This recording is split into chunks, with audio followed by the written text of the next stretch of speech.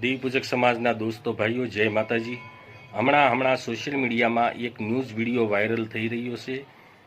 ગોંડલ જિલ્લાના સુલતાનપુર ગામના દેવી પૂજક દિનેશભાઈ ધીરુભાઈ ડાભીને પોલીસે બેરહેમીથી ઢોરની જેમ માર માર્યો છે।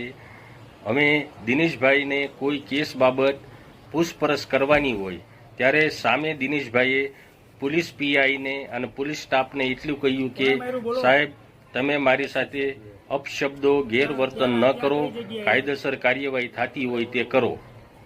આવું કહેતા પોલીસ રોષે ભરાતા પૂરતાથી દિનેશભાઈને બેરહેમીથી ઢોરની જેમ માર માર્યો છે અને દિનેશભાઈને હોસ્પિટલમાં દાખલ પણ કરવામાં આવ્યા છે। તો મિત્રો ભાઈઓ, કહેવાનો સવાલ એ છે કે ગુજરાતમાં પોલીસ તંત્ર અલગ અલગ રવૈયો કેમ રાખે છે। અમુક નાની જાતિઓ હોય જે પહેલેથી જ દબાયેલી જાતિ છે, જે કાયદો કાનૂન નથી જાણતા, આવી જાતિઓ ઉપર કઈ રીતે પોલીસ તંત્રના અધિકારીઓ પૂરતાથી પેશ આવે છે અને અમુક ઊંચા વર્ણની જાતિઓ છે એની સાથે કેવું વર્તન કરે અને એક નાની જાતિઓ સાથે કેવું વર્તન કરે એ આપણે આ બંને વિડીયોમાં જો।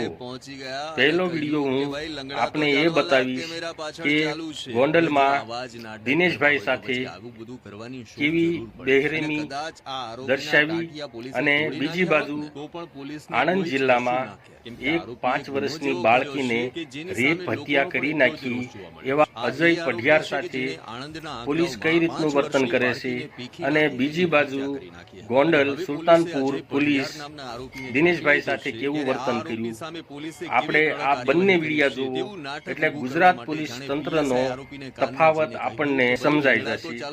હું બંને વિડીયા અહીં પોસ્ટ કરી રહ્યો છું। જય માતાજી।